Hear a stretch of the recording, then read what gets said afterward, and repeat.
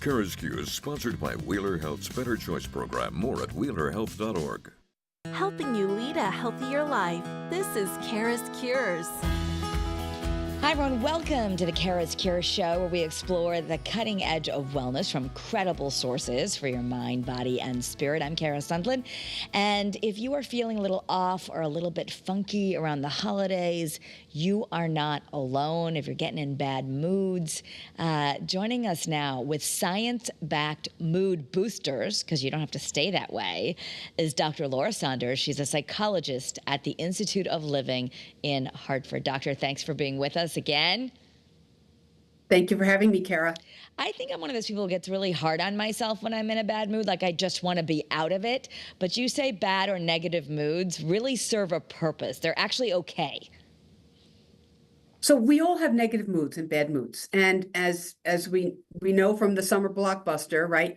You don't have to dismiss negative moods. You can't have joy without sadness, right? You can't have peace without some anxiety to know what the differences are. Generally, mood states indicate something. It could indicate a bodily need like rest or hunger or something else, need for food.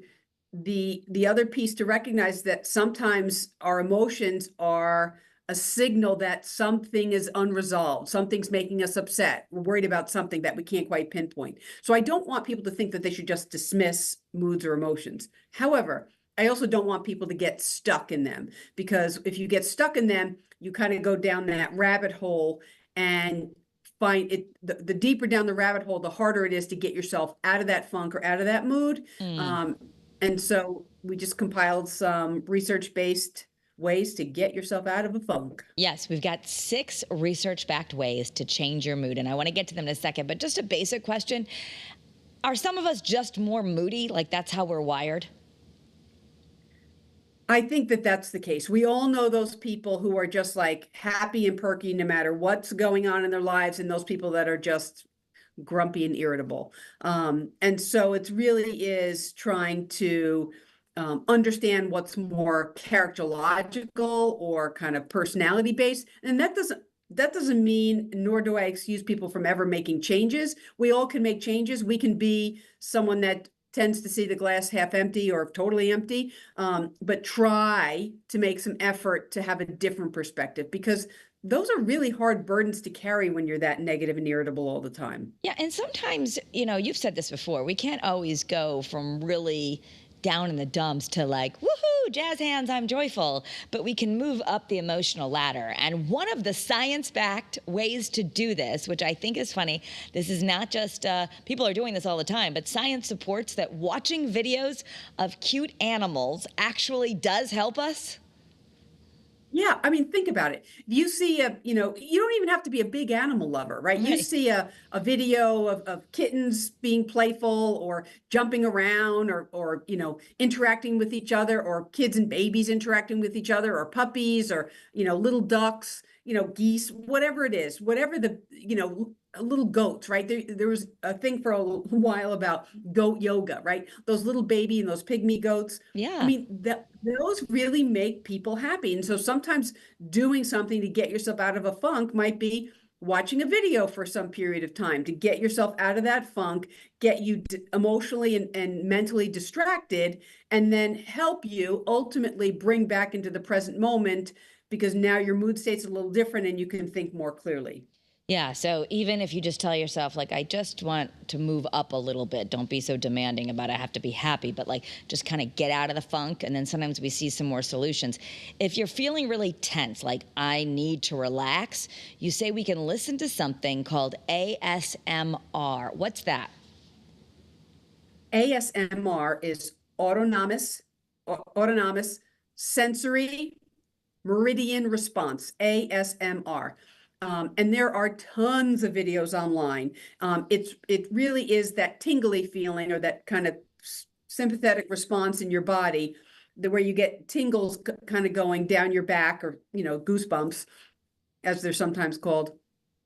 Certain videos or certain content of videos create a feeling, and it's a way to bring you back to a present mood state. So it's things like the way certain people whisper, or just listening to someone whisper.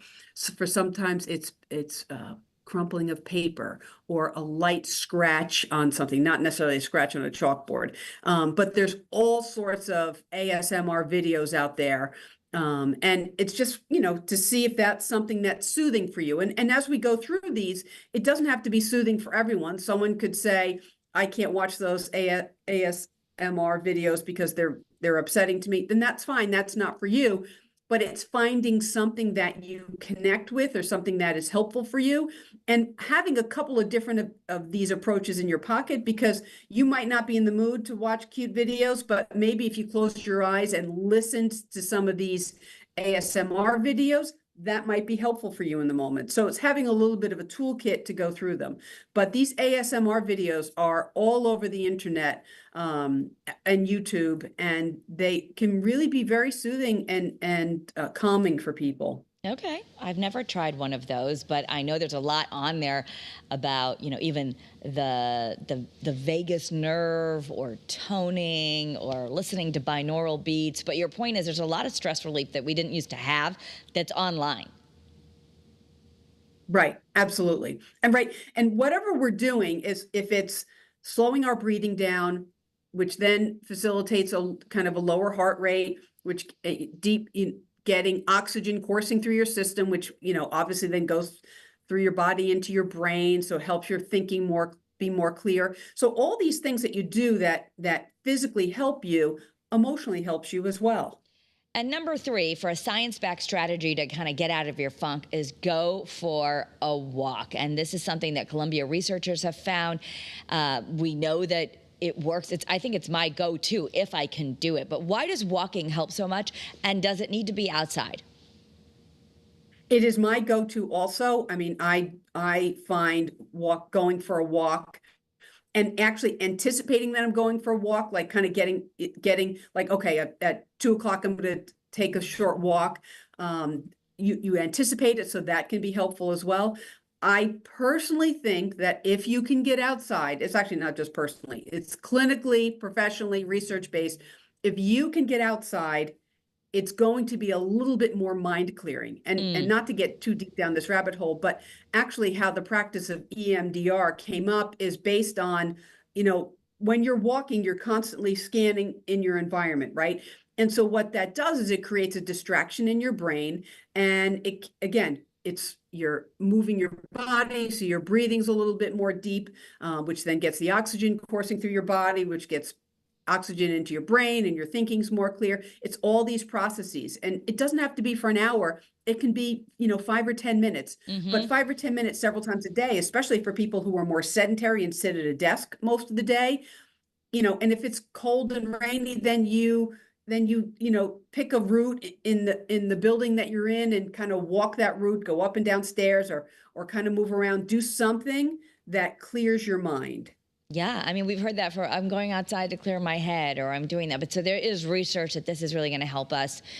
If you're feeling stuck, first of all, we say that a lot, but in psychological terms, what does it mean to be feeling stuck, and what's the solution? So feeling stuck, it can be in a mood state, like you've been feeling kind of cynical or irritable all day, and you just can't seem to get out of it, or, a more negative mood state that's gone on for days at a time. This is the holiday season. I joke that there are no Hallmark families, and all those movies portray it's such a happy season. All the music this is a joyous time of year, merry and bright, right? But not everyone feels that way. And so, sometimes feeling stuck is that you're kind of caught in a mood state. You feel more down, you feel more alone, you feel more disconnected, and it's hard for you to get out of that yourself. And so that's why these kind of strategies, or doing things, can get you out of a mood state that you've been in for a short while, or a mood state that you've been stuck in for a much longer period of time. And for specifically getting stuck, you said actually making some sort of art or getting creative, even if you think you're not the most creative person, actually activates the reward pathway of our brain and can really help us?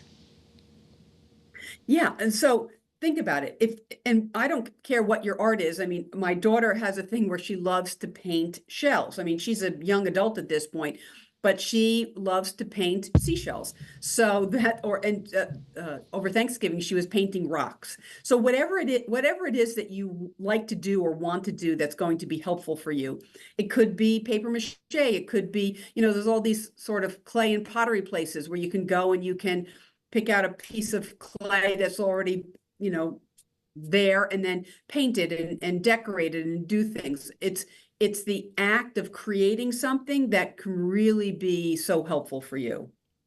What if you're feeling lonely? I know that can be a tough thing for our older adults. It can be tough around the holidays. It can be tough for really everyone. You say simple things like looking at pictures, walking down memory lane can relieve some of that loneliness? Yes, and so I'd like to have a caveat with this one. It is research backed, but this does not necessarily work for everyone. So if you're someone who has had losses or changes that especially occurred around the holidays, for some people, reminding themselves, going through the nostalgia of their lives, looking at pictures or looking at videos or watching movies that they used to watch as a young child. I mean, who doesn't love to watch Rudolph and I watched the Polar Express the other night with my daughter, right? Doing things that really kind of remind you of other times can be very helpful. But for some people, it really evokes a lot more strong negative emotions. So know yourself and know if doing some of those things will be helpful for you or not so helpful. But sometimes that means actually just trying it. Yeah. I mean, because we really are all so different. And I'm going to feel like I'm pretty different with this next. We're on the 6th-base strategy. I see it all over the internet. We do stories on Great Day Connecticut, the idea of cold plunging. I know some people are doing it at the end of their showers. We've got Wim Hof and his breathing and the cold. And so there is research that doing a cold plunge helps us when we're in a bad mood. There is research that shows that a cold plunge is helpful. It's not something that I would choose to engage in, but there's actually this time of year, all those polar plunges where people are plunging into the ocean or the Long Island Sound or whatever body of water it is, that it's like a refresh, and that it's whether it's a cool couple minutes at the end of your shower, an ice bath, and they make them now where you get them and you keep cold water in them and you dump lots of ice in them, or doing something. And really what it does is it creates sort of an endorphin response similar to exercise. It's not something that I would choose to do, but there are lots of people doing it. And there's lots of athletes that are doing this. There's people that love the alternation between, like a cold plunge and then a sauna. Gyms are having more access to these things. You give yourself a really cold shower and then you do the sauna. Check with your physician if you have any serious health concerns. But, some of these, again, negative mood states or negative emotional states where you feel actually stuck, doing something proactive is what can sort of help the shift happen. Well, and specifically with cold plunge, it's not my choice either, but I have read and seen that if someone's having like a panic attack or a lot of anxiety, splashing cold water or, any kind of really cold on their face can kind of bring them out of that anxious spiral.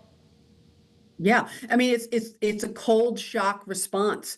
And then again, as I said, it causes your body to release endorphins. It can relieve pain. It can boost your mood.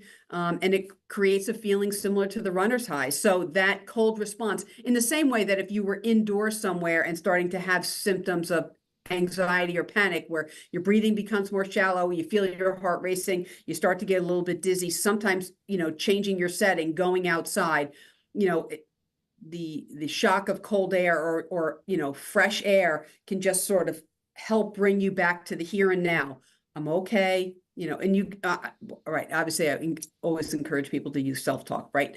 I'm okay, I'm going to get through this, there's someone I can ask for help, I know how to solve problems, right? Whatever your mantras are that you take for yourself. But that cold shock can be really very kind of emotionally as well as physically refreshing. Okay. Yeah, you mentioned mantras. Another thing that works, maybe not instantly, and then we have these 6 strategies, but you're talking about the idea of mantras, about self-compassion. I mean, I think so often when we're in a bad mood, we're hard on ourselves. That's actually the opposite of what we need maybe to get out of the funk. That's a great point, Kara. I usually start out January, when in these segments, I love to talk about self-compassion, and I love to talk about that negative talk that we have in our head, things that we would never say to a friend or a family member, we say to ourselves. And so what that serves to do is really just kind of tear you down. So eliminating some of that negative self-talk, having a little bit more grace with yourself, like, I'm okay, I'm going to be okay. I might not feel great right now, but I'm going to be okay. Or I will reach out for help if someone needs me.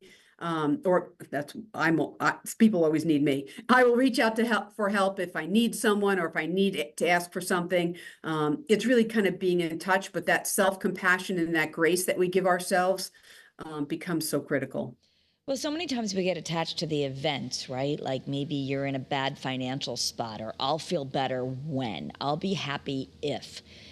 Is that not really true in psychology? I mean, we can't really control always everything happening outside, but yet we hear it's not about the external. So, but yet that's a tough one, because you'll think, well, I'll be happy once I fix that.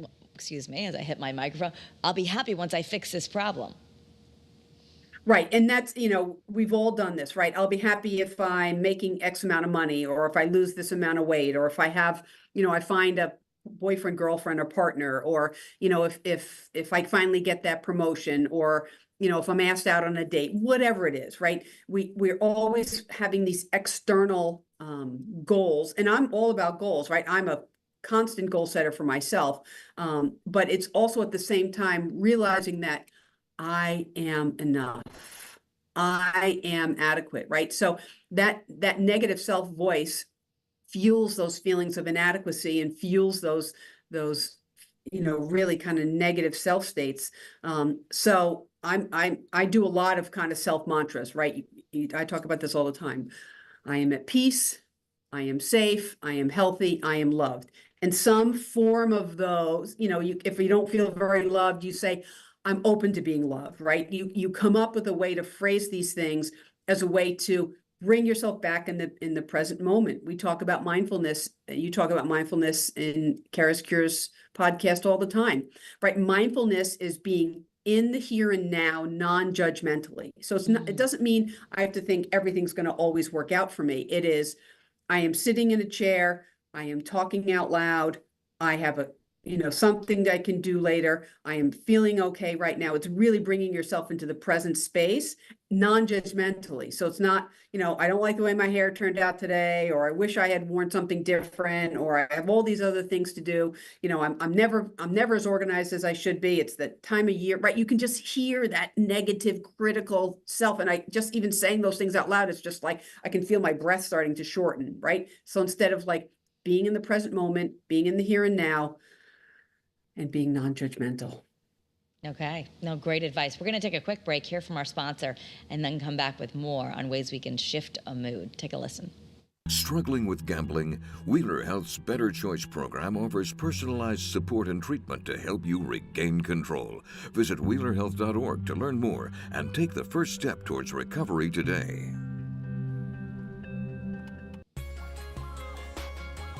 And we're back with Dr. Laura Saunders, who's a psychologist at the Premier Institute of Living in Hartford, part of Hartford HealthCare. And we're talking about ways to shift out of a mood that are science-backed. So if you're in a bad mood, we've talked about 6 strategies so far.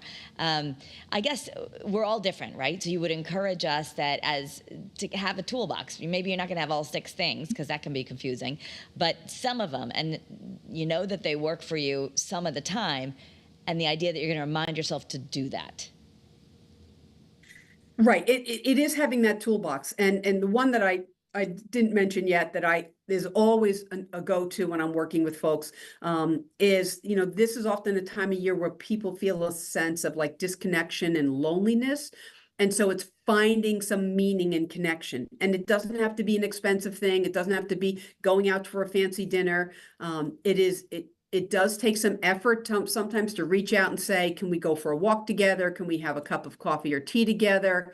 Do you want to come over for a short visit? Can I visit with you? I mean, it's that sense of connection, because isolation is gasoline on the fuel of depression. and the fire of depression. So the more that we isolate ourselves and stay in the kind of caught up in these negative mood states and don't make some effort to kind of step into something, the harder it's going to be. So finding meaning and connection is so important also. What do we do if it's not us, but the person that we're living with, our partner, maybe our kids, they're in a bad mood, and that can be infectious. You're like, oh gosh, I just want to make that person get in a better mood. Should we try and help them, or is that the wrong approach? Well, with children, it's always developmental. I think we feel a lot more sense of responsibility when children are younger. When they're older teens and young adults, they generally don't want our advice. So it's more, I see that I like to start with an observation, an I statement or an observation. I see that you're really kind of in a funk today, or I see that you've been laying down a lot today and you seem very tired, right? You start with the observation, and then, are you open to some suggestions on how to get out of it? Or are you feeling okay? Do you want some help and support? And they might say, no, I don't want anything. And you say, okay, well, let me know. I always have, ideas, or I'm always here if you want to talk, right? So you sort of lead with your I statement and your observation, and then offer something, and then step back, as opposed to hammering them. Well, you need to do this, and then you need to do that. No one wants to hear that, right? Especially not our older teens and our young adults. Yeah. Our spouse and our siblings and our other folks, they might be a little bit more open, but generally, again, I start with an observation. I'm worried about you. You've been much more quiet the past few weeks than I've seen in a long time. Is there anything I can do to help you, or is there anything you want to do together to connect? So it's that offer, but then stepping back. Sometimes you have to offer a couple different times just to let them know that you truly mean it. But it is the I statement, the observation, the offer, and then the step back. If you're feeling like we all get in bad moods. You said that's normal. It can let us know that something's wrong. How do we know if the bad moods are just actually to the level of something else, like a mood disorder, or we need something more serious, more help, maybe a medication? I always use the guideline of intensity and frequency, right? So, if you know yourself, you know that you're kind of prone to negative mood states around the holidays because you've had some losses or you've had some changes. So is the intensity greater than it usually is? Is the frequency greater than it usually is? And by intensity and frequency, is the things that you would typically use to help yourself, are they not working? So looking at intensity and frequency, and if it's gone on for, as a general rule, weeks or months, right? We can all have a couple bad days. But once it turns into weeks, many weeks, it's a lot harder to get yourself out of that mood state. So intensity and frequency is the guideline to use. If it's gone on for weeks at a time and you feel like you're just in a negative mood state and you're starting to continuing to spiral downward, it's time to seek help at that point. Okay. And we've had other episodes. I refer people, if they want to listen to SAD, that can help. People really do have seasonal affective disorder. I also want to talk about, there are some people with just a really low frustration tolerance, or especially we talk about kids with ADHD, and sometimes their emotional dysregulation is the biggest symptom. That I've been reading, can get actually misdiagnosed as a mood disorder. But if your kids are, if we know that certain things are going to set them off, what's the best way? Because you feel bad when they're having meltdowns, and they're not too. But how do we help our kids who are just kind of prone to that overwhelm or low frustration tolerance and get moody? So that's a great point, Kara.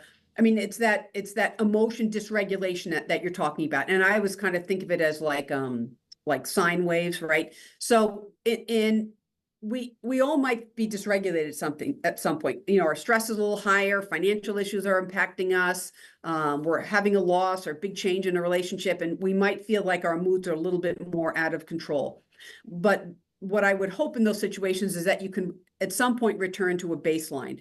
If your emotions are swinging so much, either kind of swinging high where you have tons of energy and you really want to do things, or swinging low, and it's hard for you to return to like a baseline where the standard I use is okay, right? I'm just okay. if it's hard for you to return to a baseline, that's when it becomes more problematic. And it often takes effort and to identify for yourself what your triggers are. As a parent, you are trying to identify what the triggers or precipitants are for your children. What are the things that kind of set them off? Now, I don't, we do whole segments on like the lawnmower parent or the helicopter parent, right? I don't want to wipe away all stressors because then no one learns how to deal with them. But having, a little bit better ability to know that, like, if you're someone that when your blood sugar gets a little bit low, and I'm not even talking about, diabetes level, but you're someone, it's really true for teenage boys, right? Their Oh blood gosh. sugar gets Every a day little at low, or 3:30. they get hangry, and then boom, they're just like bears, right? My son used to be that way when he was a teenager. Like he had to eat every 2 hours. So it's just knowing yourself and saying, okay, have you eaten in the last 2 hours? Because you're kind of spinning out of control about this.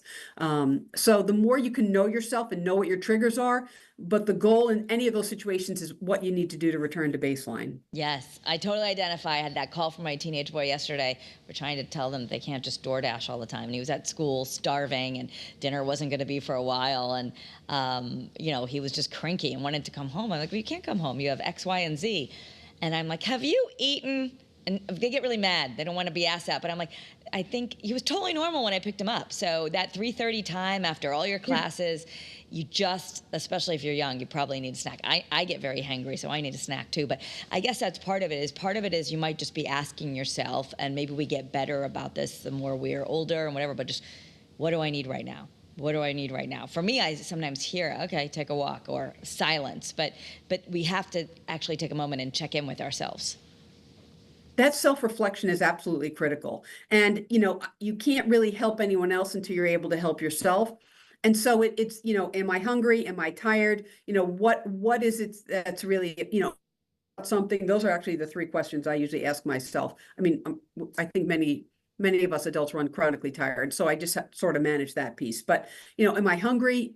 Am I upset about something? What is it that I'm upset about? Was there an interaction that happened with someone, right? It's that self-reflection piece that really helps you identify and understand yourself a little bit better, and then therefore take steps to prevent bigger problems or help yourself get out of a funk a little bit more quickly.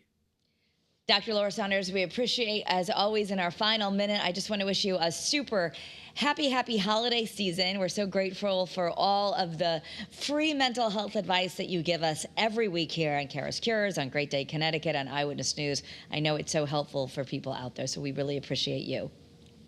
I feel tremendous gratitude for the ability and the opportunity to share mental health information with your viewers. Thank you. Thanks, Dr. Saunders. Have a great day, everyone, and be well.